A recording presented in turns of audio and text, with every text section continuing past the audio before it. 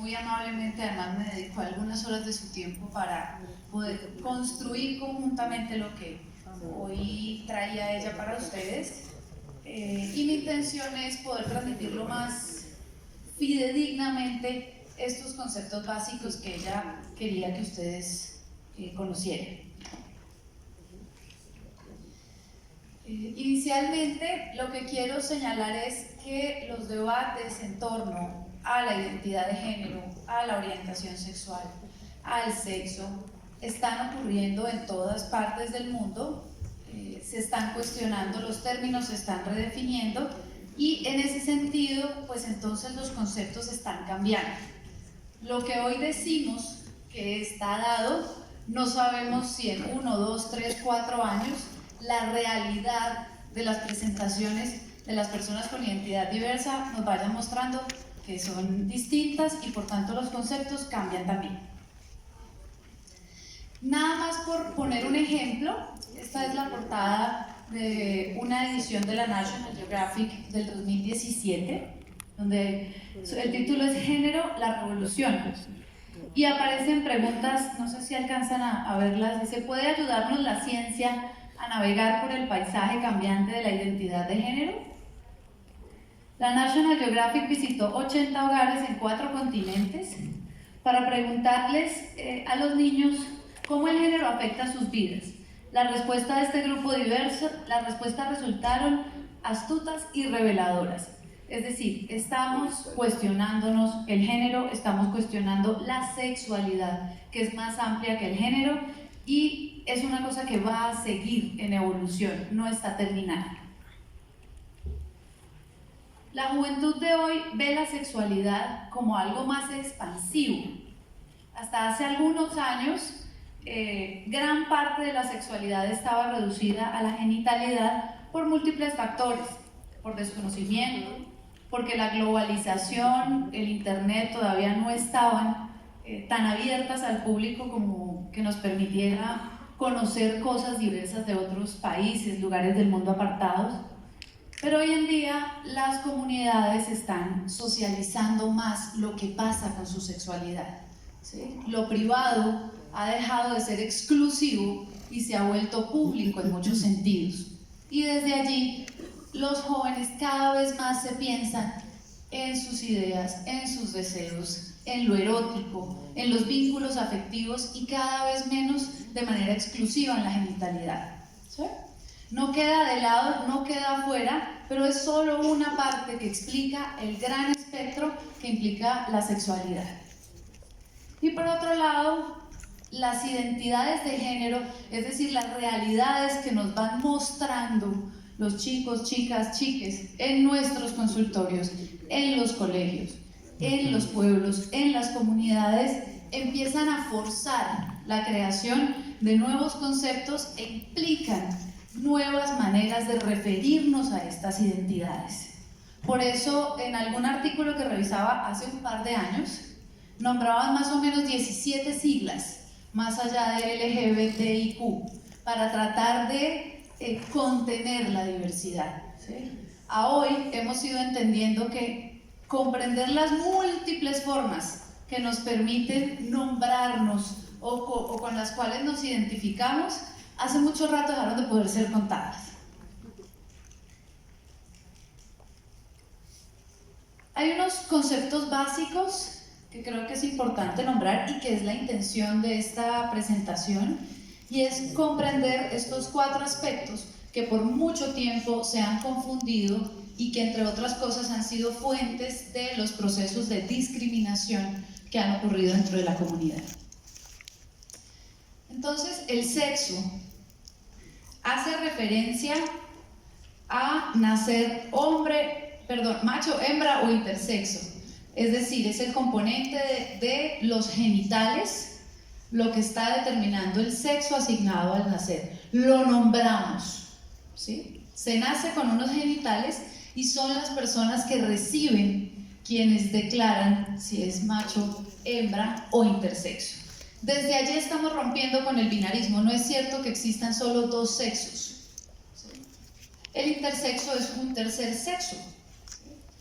y digamos que está presente la ambigüedad, no son genitales solo de macho, solo de hembra.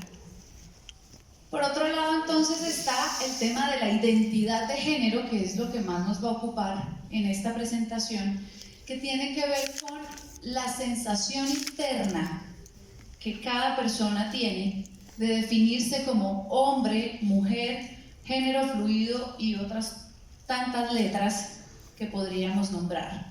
Luego, si es una sensación interna, no es algo que alguien pueda decir externamente a mí. Solo yo, en mi proceso de construcción, puedo dar cuenta de la forma en que he construido mi propia versión de género. Otro asunto que tiene que ver con lo que es la expresión de género es la forma en la que yo presento mi identidad y la socializo con otros, pero no es igual a la identidad. Me explico. Yo puedo haber nacido hembra, tener una identidad de género mujer y tener una expresión de género masculina y presentarme ante ustedes con saco, corbata, sombrero. Y eso no me haría hombre, porque internamente me siento mujer. Sin embargo, expreso mi género de forma diversa. ¿Sí? Entonces, para hacer claridad, la identidad de género es una percepción interna. La expresión de género es la manera en la que yo socializo con otros, la forma como percibo esa identidad. Y un cuarto aspecto que tiene que ver con la orientación sexual, que no hace referencia a mi individualidad, sino a mi interacción con otros, particularmente en términos de atracción. La orientación sexual entonces es si a mí me gustan hombres, mujeres, si soy asexual, si tengo una orientación pansexual, es decir, yo estoy acá y tengo un interés hacia otros, y eso es lo que estamos nombrando como orientación sexual. Entonces, sigamos el ejemplo.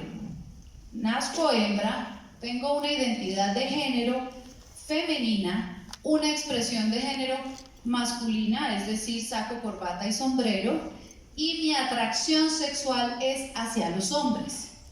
Eso no determina mi identidad, ni la expresión de género, es decir, la forma como me presento ante el mundo, ni quién me gusta determinan quién soy. Por tanto, en mi mente, si yo me siento mujer y me gustan las mujeres, ¿sí?, tengo una orientación homosexual. Si me siento hombre, si mi identidad de género es hombre y me gustan las mujeres, mi orientación sexual es heterosexual. ¿Sí? Más adelantico lo vamos especificando un poquito mejor. Eso quiere decir, en términos de la identidad, que habiendo nacido, por ejemplo, alguien macho, es decir, con genitales, con pene y testículos, si esa biología coincide, ese sexo asignado al nacer coincide con sentirse hombre, esta persona se declara cisgénero. Es decir, hay una alineación entre la presentación de sus genitales y lo que percibe en su mente. Mientras que si los genitales, pene y testículos, no coinciden con la manera como esta persona se percibe a sí misma, sino que, para dar el ejemplo, esta persona se percibe como una mujer, es una persona transgénero. ¿Sí? Y en el intermedio hay cualquier cantidad de posibilidades de fluir en el género. Hace ya creo que muchos años hemos entendido en la academia, de tanto que los chicos, los jóvenes, adolescentes, en fin, nos han mostrado, hemos entendido que no es un concepto cerrado, sino que es un espectro, y que es un espectro que se mueve en las dos vías como una construcción muy propia.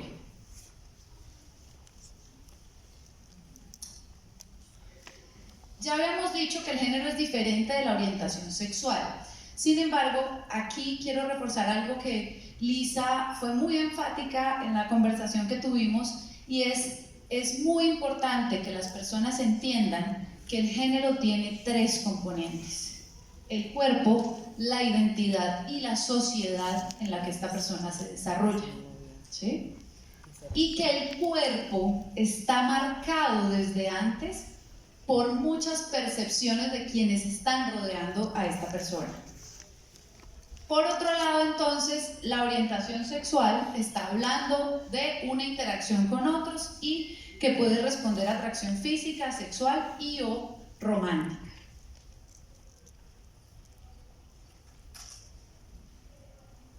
Esta es una foto de Lisa cuando era pequeña. Y ella dice, esto no es nuevo, esto es nuevo para quienes están empezando a hablar del tema, no para quienes han vivido con una percepción diferente sobre su identidad de género. Y especificaba la incidencia de lo social en las personas, nombrando que en la foto del lado izquierdo, ella dice, esa era mi vestimenta y mi forma, porque esa fue la manera en que mis papás entendían, que mi mamá entendía que era una niña. Luego ahí ya hay unos condicionantes externos que están diciendo cómo debe ser. Y me decía el día que conversábamos, pero la verdad es que siempre fui de la derecha. Yo siempre fui la foto de la derecha, con diferentes nombres en un proceso de evolución muy distinto, pero siempre fui la de la derecha, a pesar de todas las construcciones y todos los elementos que participan en la identidad.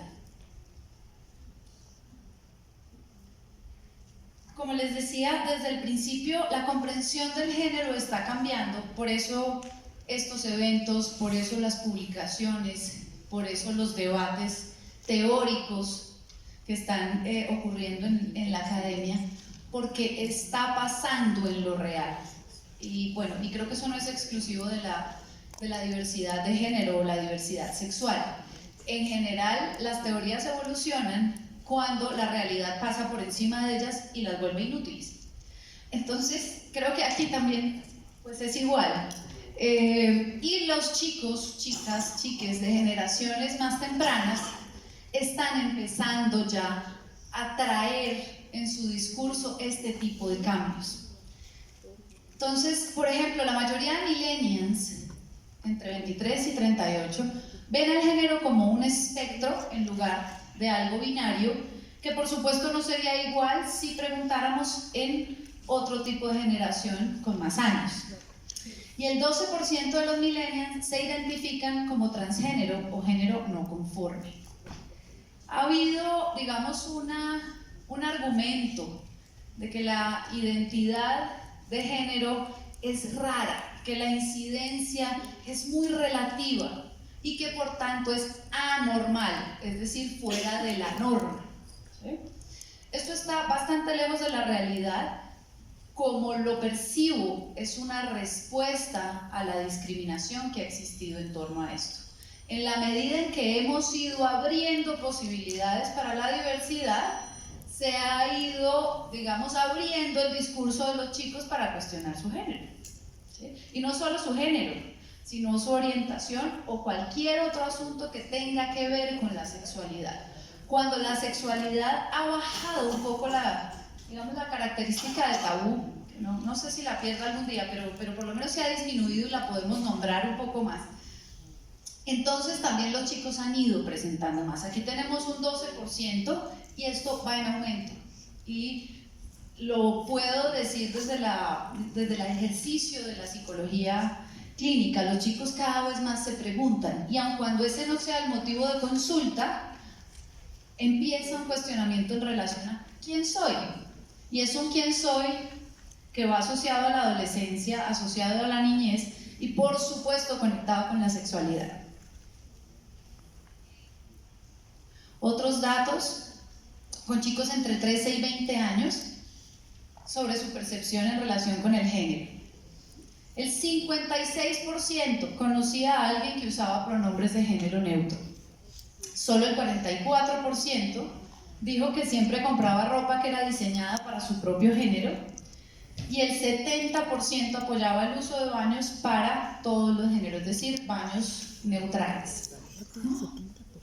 Si ustedes ven, la proporción va aumentando. Estos son datos de Estados Unidos. Sin embargo, en Colombia, aun cuando no hay datos específicamente reportados sobre percepciones, o al menos no en las revisiones que yo he hecho, sí hay una tendencia que podemos nombrar desde los procesos de intervención terapéutica. Vemos la gente evolucionando a esta idea de menos binarismo, más espectro y mayor tolerancia y gusto por la diversidad. Este mapa me parecía muy interesante porque es la cantidad de lugares en donde hay reportes de expresiones de género diversas. Es decir, lugares en donde las personas expresan la manera de percibir su identidad de formas diferentes a hombre, mujer, que no son, digamos, elementos típicos, ropa, adornos, etcétera, propiamente de uno u otro género aprobado, digamos, socialmente, sino que es diferente y ustedes ven que cubre casi que prácticamente pues el mapa. Solo por un ejemplo, algunas fotos para mostrar la diversidad en las culturas. Estamos hablando de Samoa, donde este chico se define como Afafin, que es un tercer género, Ira en India, Mahu en Hawái, y en República Dominicana, este chico que por una condición biológica se desarrolla inicialmente como una niña y luego al llegar la adolescencia, digamos, las hormonas entran en juego y aparece la formación corporal, digamos, de hombre, ¿sí? Entonces, solo por poner allí algunos ejemplos de toda la diversidad que hay en el mapa. Entonces, cuando hablamos de identidad de género, ¿a qué nos referimos? Y solo para insistir un poco en esto, a la sensación interna que tiene cada persona acerca de ser hombre, mujer, género fluido o sin un género específico. Hay más nombres, muchos más nombres. En la programación que tienen, incluso hay muchos de los términos a través de los cuales las personas se nombran a sí mismas. Nombro estos porque en general, digamos, las personas tienen nombres que especifican asuntos que son importantes, pero tienden a estar en algunos de estos elementos que nombramos aquí. La intención, más que etiquetar, es acercarnos a la idea que la gente tiene de sí misma respecto a su identidad, ¿sí?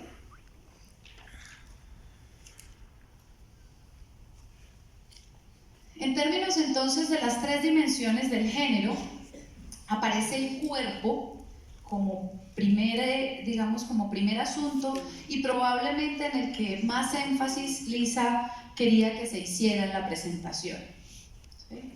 No es solo los genitales los que determinan un poco esta dimensión del cuerpo, es cómo al tener esos genitales la interacción es distinta desde el día 1. Cómo socialmente damos un género a los cuerpos y al darlo así nos relacionamos con ellos y eso incide sin duda en una interacción constante, incide en la manera como yo percibo mi propio cuerpo y como yo construyo la idea de mi género en el contexto donde estoy. La segunda dimensión entonces es la identidad, que tiene que ver con el sentido profundo de ser y que nuevamente aparece dentro de estas tres posibilidades: binario, que es hombre, mujer; no binario, dentro de los que se nombran un par de términos por traerlos aquí, que es genderqueer, género fluido, o sin género. Es muy importante aquí resaltar que yo puedo tener una identidad transgénero, es decir, donde el sexo asignado al nacer y la manera como yo me percibo no coinciden, y entonces me considero una persona transgénero. Y puedo ser transgénero binario, es decir, puedo ser una mujer transgénero o un hombre transgénero. Y también puedo ser de género fluido. No tengo que caer en el espectro del binarismo para considerarme transgénero.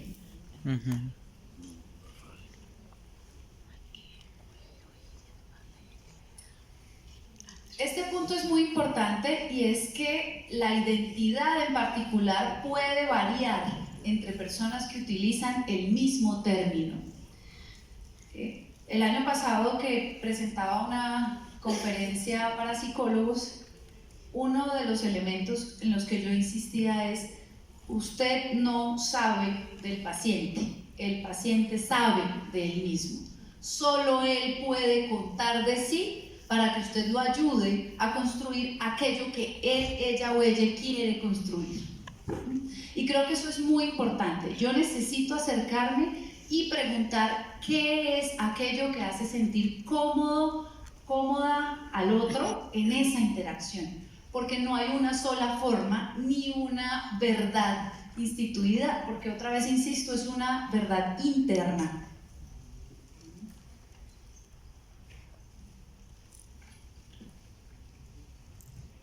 Por último, entonces, está la dimensión de lo social, que tiene que ver con cómo presentamos nuestro género en el mundo, cómo las personas, la cultura interactúa con nosotros y buscan dar forma a nuestro género. Incluye los roles, las expectativas de género y cómo la sociedad usa esas expectativas para forzar la conformidad de género. Y esto no ocurre solamente dentro del escenario de lo trans o del género fluido. Incluso en personas cisgénero, constantemente la sociedad está mandando mensajes de lo que es esperable ser o no ser, presentarse ante otros, permitido o no permitido. Y lo hace bien en interacciones individuales, cuando la persona dice: ese pantalón que tienes me parece que te hace ver masculina, por ejemplo. Aun cuando la identidad de género no está en cuestión, no haya condición transgénero y yo me defina como una persona cisgénero. Entonces, a nivel individual hay una presión. A nivel de comunidad hay una segunda presión que se ejerce, porque hay una expectativa de que si somos grupo compartamos la mayor cantidad de características posibles.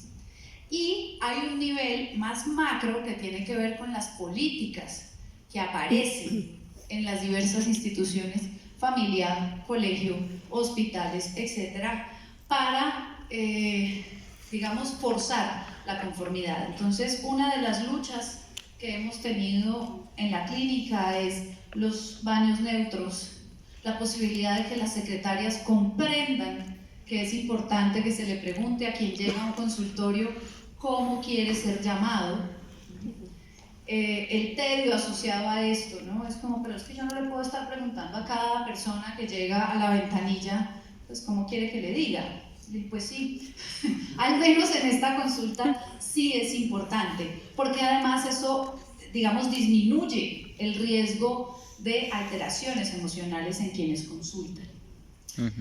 Hay digamos, una incidencia alta de elementos de depresión, de ansiedad, etcétera, en la población diversa, y mucho tiene que ver con recibir todo el tiempo un mensaje erróneo de lo que yo percibo. Un ejemplo simplista, pero es solo para que lo imaginemos, es que yo todo el tiempo sea nombrado de otra forma. Yo me llamo Angélica y me digan Claudia todos los días, todo el día, y esté yo todo el día corrigiendo: Claudia no Angélica, Claudia no Angélica, Claudia no Angélica. Por supuesto es un ejemplo que puede ser reduccionista, porque la identidad es mucho más amplio que eso, pero que ayuda a comprender el malestar que eso genera. La primera vez no importa, la vez número 5 tampoco, pero a la vez número 45, donde yo tengo que levantarme a aclarar el nombre permanentemente, empieza a ser bastante molesto.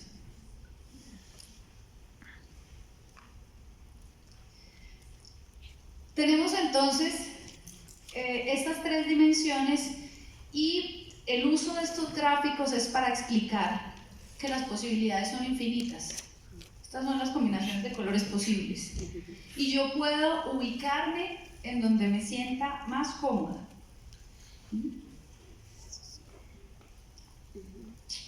Se los iba a mostrar. Simplemente puedo variar hacia el centro del círculo, hacia el lado derecho, hacia el lado izquierdo, en cualquiera de las tres dimensiones. No hay una sola forma en la que debo hacer. Por tanto, el género es personal. ¿Y a qué me refiero con esto? La manera en la que yo construyo la idea de percibirme hombre, mujer, de género fluido, sin género, tiene que ver con todos esos elementos que hemos nombrado, pero al final es cómo lo hago yo. Y yo con todos los marcadores contextuales que eso implica. Es decir, quiénes son mis papás, en qué ciudad nacieron, cuál es su nivel socioeconómico, cuál es su raza, cuál es su religión, cuál es la historia que les contaron acerca del género en sus familias, qué es lo que leen.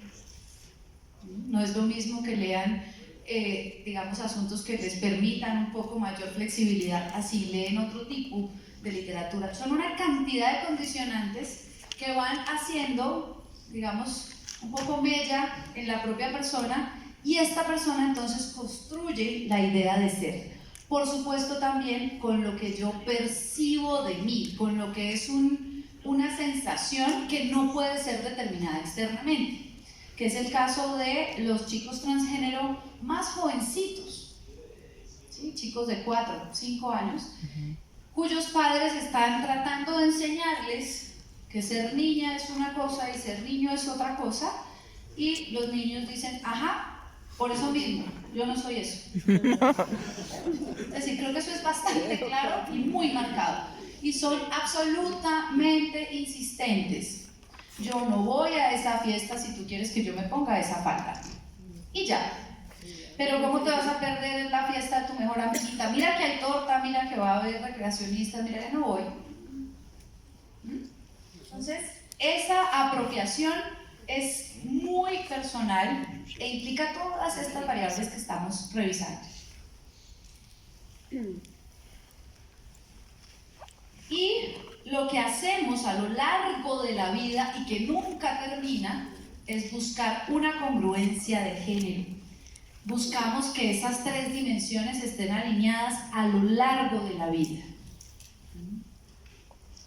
Nuestra identidad, incluso si somos personas cuyo sexo asignado al nacer coincide con la manera como nos percibimos, es decir, personas cisgénero, incluso eso a lo largo de la vida va cambiando. Lo que yo pensaba que era ser mujer cuando tenía 20 años no es lo que pienso ahora. Y probablemente no va a ser lo que piense cuando tenga 60, 70, 80. ¿Bien?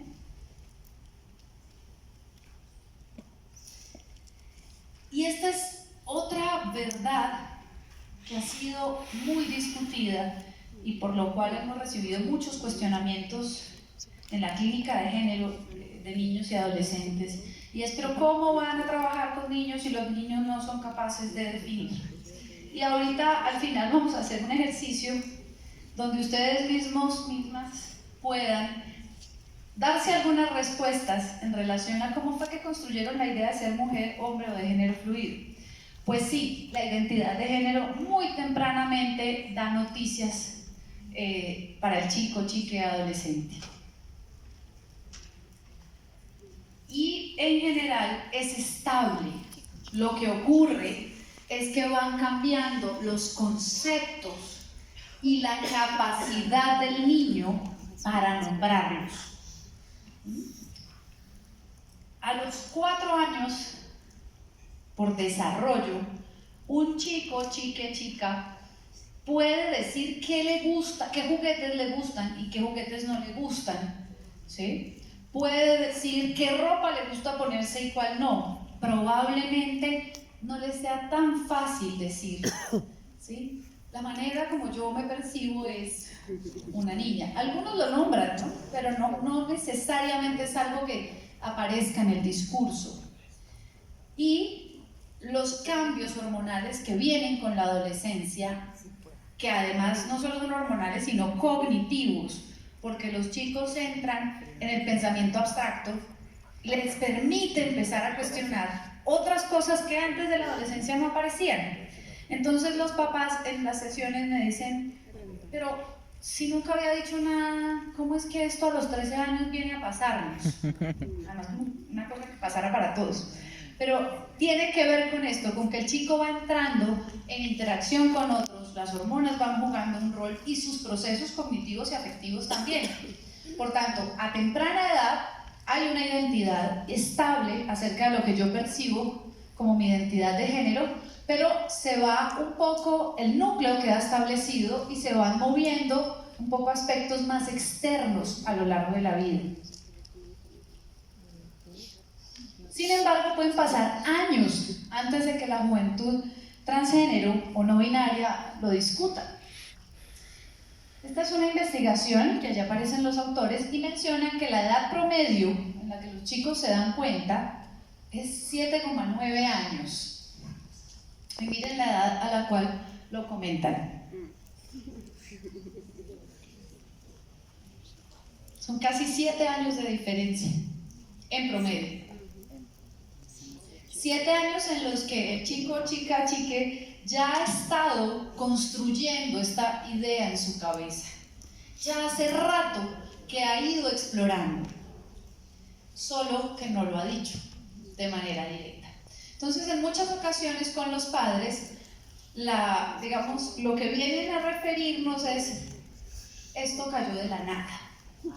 Esto nunca había existido un solo indicador. Y el chico, o chica, o chique, dice, pero ¿cómo no? Si yo ya venía pensando, yo te decía que a mí me gustaban las muñecas, pero eso es otra cosa. ¿Ok? Entonces el chico ya ha ido construyendo esta versión sobre sí mismo. Cuando esa congruencia que buscamos, cuando yo intento que mi cuerpo, mi identidad y la manera como me relaciono socialmente coincidan y no lo logro, es cuando aparece la idea de la disforia de género. Y este es un concepto que van a oír en muchísimos documentos en los que se habla de este tema. La disforia entonces es el sentimiento de ser infeliz, estar inquieto o insatisfecho con relación a su género. Cuando el sexo asignado al nacer y la identidad de género no coinciden, puede haber dos caminos. Uno, se pueden hacer los ajustes para que esta personita logre acomodarse y referir finalmente que esta es la manera como se siente congruente con su género. O puede haber incongruencia de género, un malestar que no permite que esas tres dimensiones se alineen. Hasta hace unos años, hablemos 12, 15 años, se planteaba teóricamente todos los pacientes transgénero, todas las personas que tienen una condición de género fluido tienen disforia. Es decir, tienen un malestar que no soportan. A hoy la realidad nos ha dicho, no, eso no es verdad. Hay gente que no tiene una disforia con su cuerpo particularmente, pero tiene una identidad de género que no se coincide, que no se alinea con el sexo asignado al nacer. Puede entonces la disforia variar desde una inconformidad leve hasta un estrés insoportable, y allí es donde vienen los planteamientos del tratamiento médico, hormonal y de cirugía de confirmación de género. En algunas ocasiones, solo poder ajustar elementos externos, hacerlos más flexibles, permite que estas personas se sientan cómodas. En otras ocasiones hace falta más. Viene el malestar con los genitales, viene el malestar con rasgos típicamente asignados, digamos, propios de ser macho o hembra y que requieren un manejo, y allí es cuando vienen otro tipo de tratamientos que veremos más adelante y probablemente mañana en otra conferencia.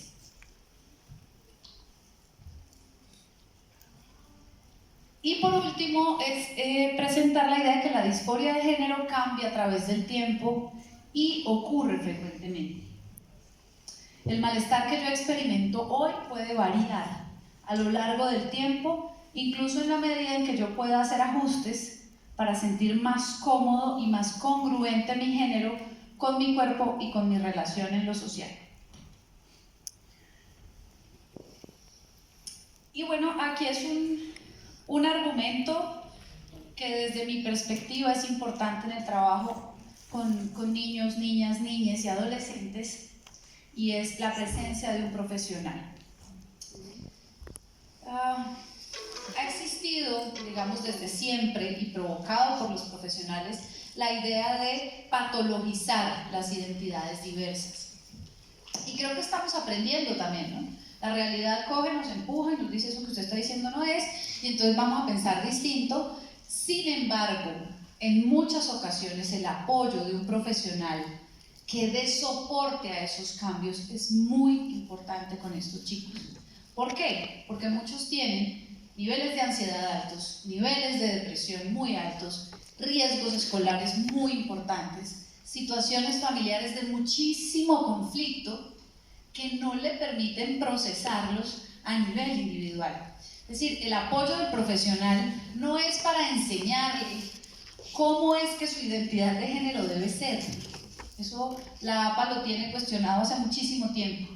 Es básicamente para acompañar a este chico a lidiar con el malestar que hay, que puede producirse externamente por la comunicación de su identidad o una expresión de género diversa. Cada uno entonces de nosotros, nosotres, debemos determinar el nombre que utilizaremos para definir nuestro género y qué es lo que ese nombre significa para nosotros. Lisa decía en nuestra conversación, el problema no es que los chicos, chiques, chicas cambien de idea, el problema es que dejen de decir cómo está cambiando. Entonces, por favor, cuando nombres esto con los papás, diles que no importa cuántas versiones de sí mismos los chicos pongan en la mesa, que siempre y cuando la pongan, estamos evolucionando, que el problema es cuando dejan de comunicar y decir.